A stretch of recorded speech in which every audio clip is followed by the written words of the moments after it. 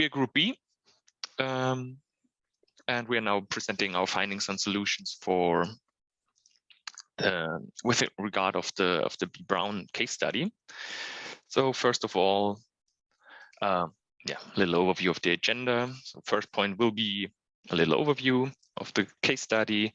Then, task 1, which was please explain how the digital transformation changes the business model of the MedTech companies from manufacturing companies to service providers based on the B. Brown case. So in short, digital transformation.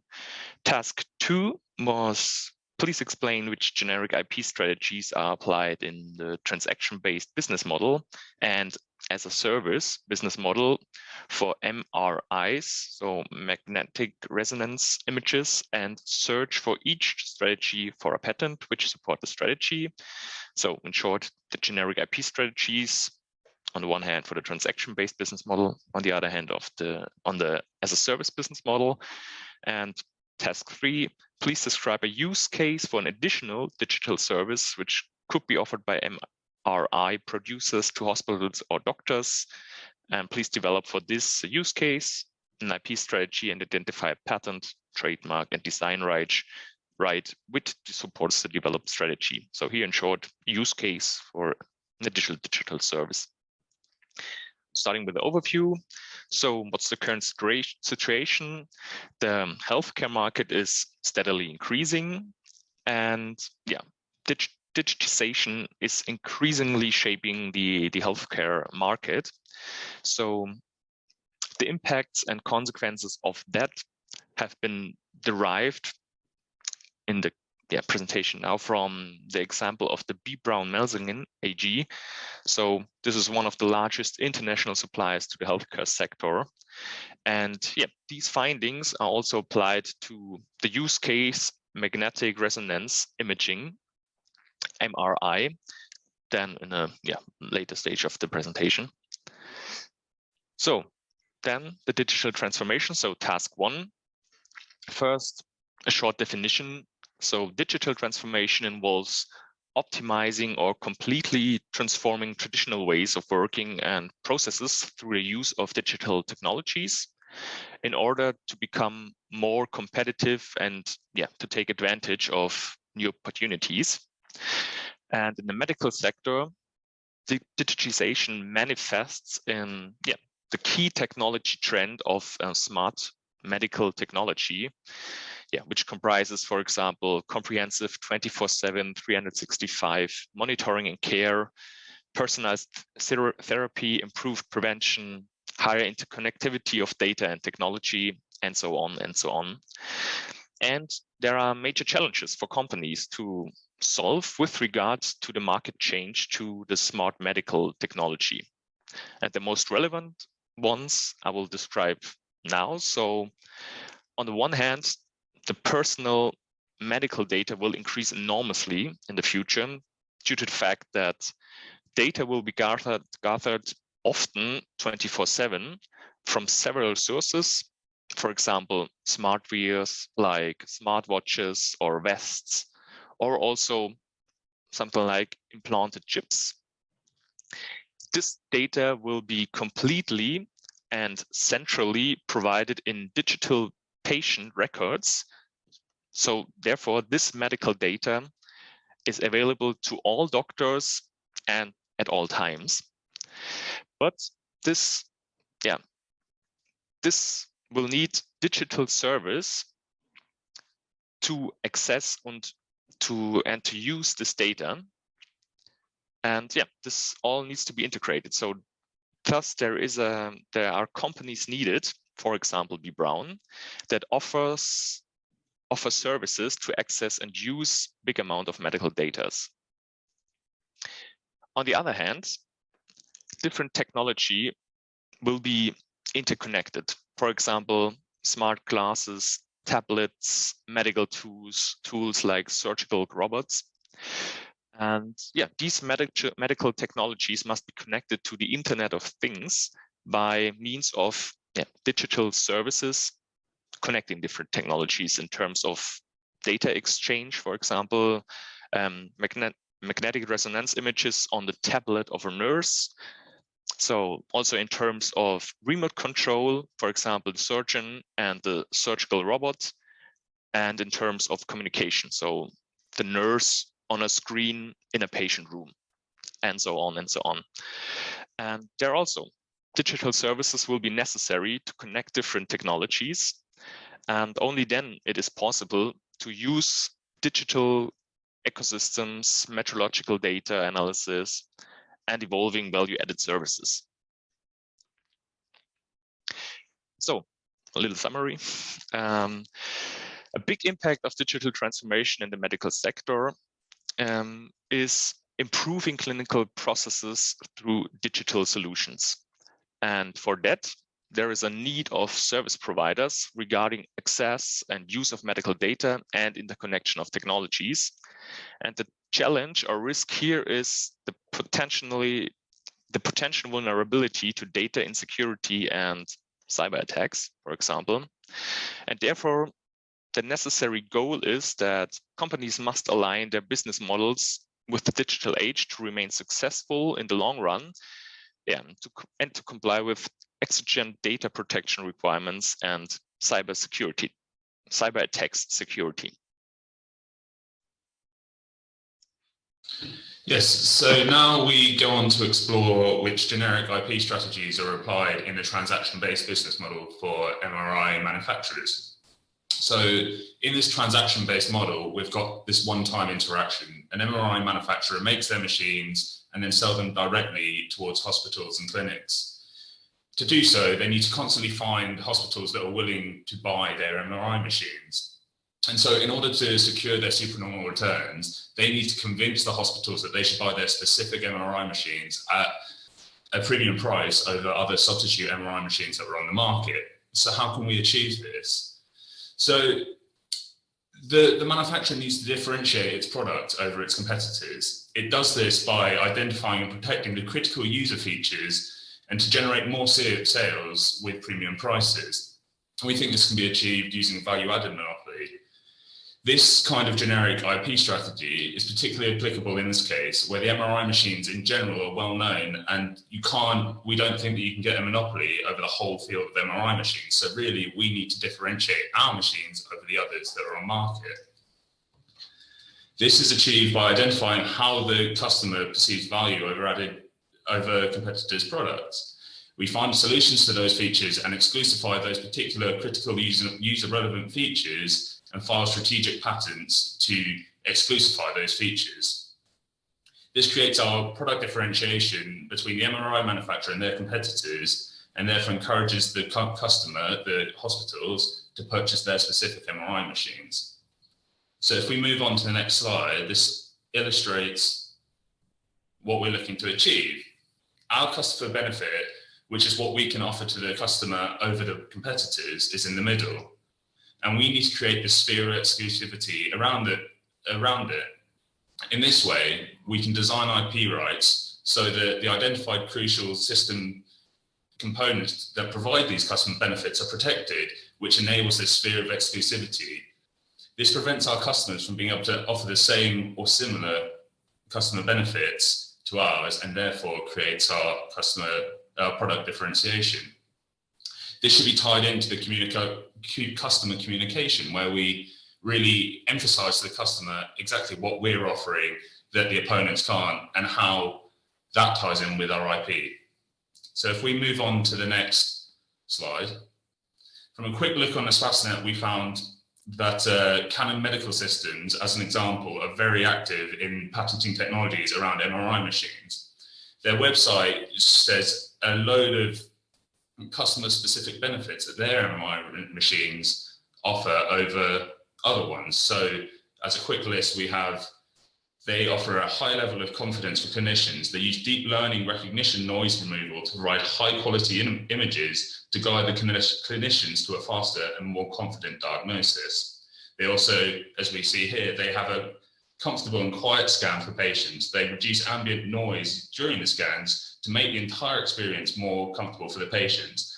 And they also have an efficient process for partnerships. So how can we protect these? They've got a rather wide-ranging patent portfolio. So if we go on to the next slide, we can see one example which is directing at protecting their customer benefit of providing quieter scans. This is provided in lots of ways, and they've got many patents to do so, but this is one example. As you can see, the patent is broadly directed towards an MRI machine, with this feature of the hermetically sealing member and how it's configured. That is protected as the feature that provides that added value. It's described within the patent how this is one way in which you can reduce your noises in MRI machines. And so this is how they're looking to this in combination with lots of other solutions to provide such quieter machines. It's how they can protect their key features, which involve a quieter machine, which makes it more desirable, easier to sell to the customer, and to secure a premium price for their products. And so now if we move on to Luca, who will go on to the as a service. Okay, we think that for the generic IP strategy as a service, probably the most proper strategy is the hub monopoly. This takes into account that there are some major players and that has a substantial quote of market share, and but anyway, there are also a lot of SME.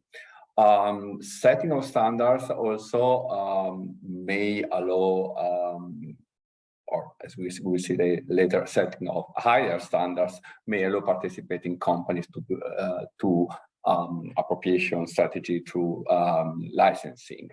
And of course, licensing shall also contains provision for data sharing with all the participants, because the more data are collected, the more better the outcome and the more better the analysis.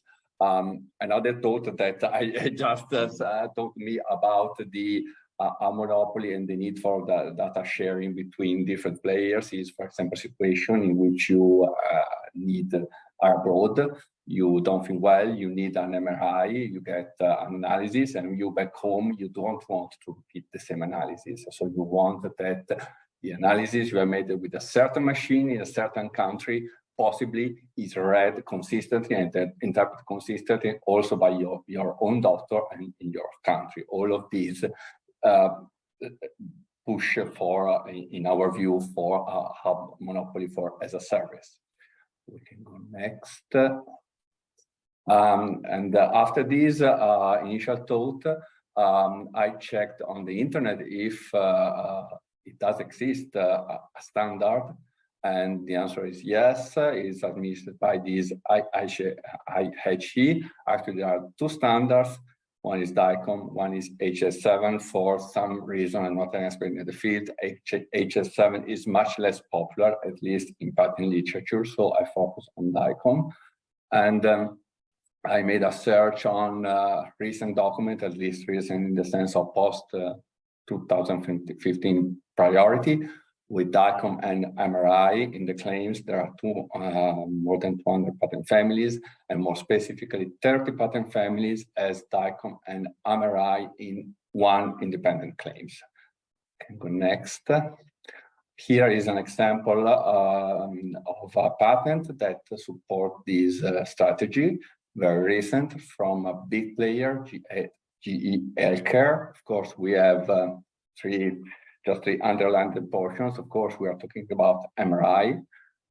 DICOM is present in the independent claims, so the standard. And also another interesting feature, nice feature, is that also we have artificial intelligence, so the push for more digitalization and services on that regards for this patent application. I have another IP documents, so that's on next slides, that underlines some criticality of this monopoly. Standards is fairly old and is already cited in a 1998 document. And I just put this as a reference again. This DICOM is cited in the description in this case. So this standard is fairly old. So we can move to the next slide. And also the other one is fairly old and, as I was mentioning, much less popular. So it seems that there is a standard and is quite consistently used for a series of reasons that I mentioned in the initial part. And probably what we hear here, we have a kind of sui generis hub monopolies, and probably the most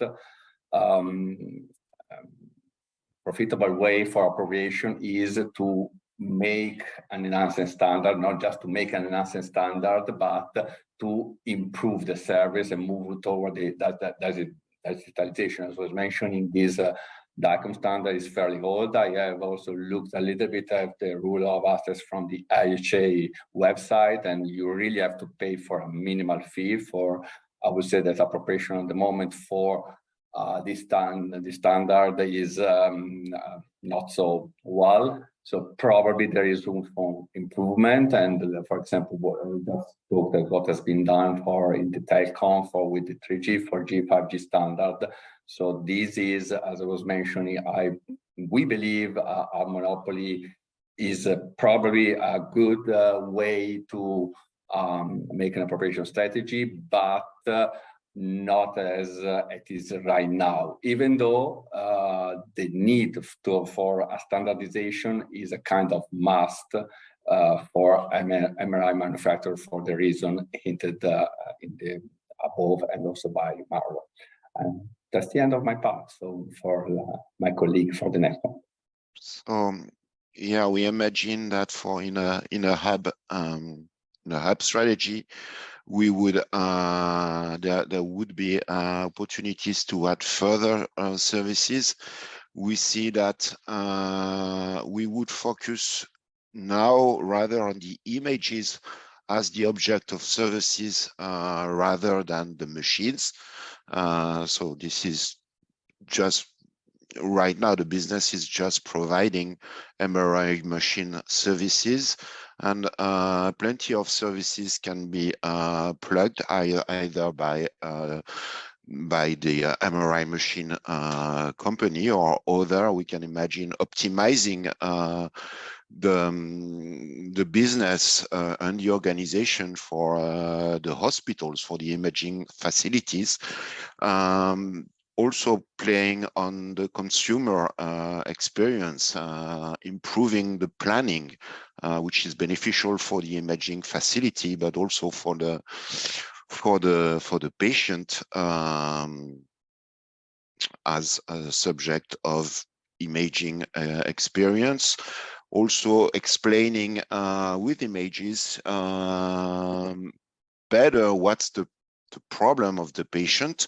We can imagine providing immersive services to go really into your organs and explain exactly, improve the explanation from the doctors to the patient of what the problem is. That can be improved. Also improving the treatments thanks to the images, having a precision treatment, and there can be a service of improving basically the actions that are to be made further to diagnostics, and also using, for example, artificial intelligence to have better diagnosis for the doctor to offer some enhanced diagnosis or to comfort his own position using both the image data, but also data that comes from other sources and connected to the patient, like bracelets, lifestyles, whatever that will explain better and contribute to explain better the images and the conditions with the doctor thinks the patient has. So we take an example of one additional services within that can be done. Next slide, please. So in this hub monopoly strategies, as mentioned, we think that the images should be the center object of the services rather than the machine. We would nurture development of a set of services beyond the MRI machine service.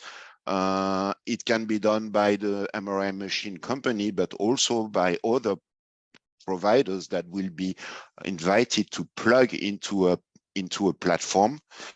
We would foster the use of standards, either the old one, but better, an upgrade, an enhanced one, DICOM 2, for example, that would be key, also given the digital transformation, generating more and more data and images. It would be appropriate to have an upgraded, an enhanced standard, and to be leaders in that position, so that we might have the possibility to get royalties out of the adoption of those standards that we would have protected. We would create locked-in effect in two directions. Healthcare professionals would enjoy our systems and services that are offered. They can go on subscription or other business models. So that would benefit for the service with low facility or ability to get out or willingness, but also for the consumers and the patients, which would be beneficial to the healthcare professionals, but also to the MRI service company, with the possibility to access and use the data to achieve the IP functions of licensing, for example, through standards, protection of innovations, and also to adapt the models for the services and partners that we imagine can plug into such a platform. Next slide, please. So to be very concrete about one additional services that can be offered and developed, it would be an artificial intelligence diagnosis and answer. Basically, that would use the images and information about the patient, and a robot, artificial intelligence, would suggest the diagnosis and document why he thinks this is a good diagnosis. And the healthcare professional can confirm his own vision of the images, or also seek for alternative. If he's not sure, for example, he can enhance his input to the patient with such tools. So we took a patent example. We can patent the process of making the diagnosis thanks to artificial intelligence. There is a claim that is drafted. I won't read it into details. And by the way, this is a ChatGPT writing perfect examples of claims and appropriate for that purpose. We would imagine protecting, filing a trademark for the platform, for example, DoctorPix as the platform for imaging treatments, and for each services having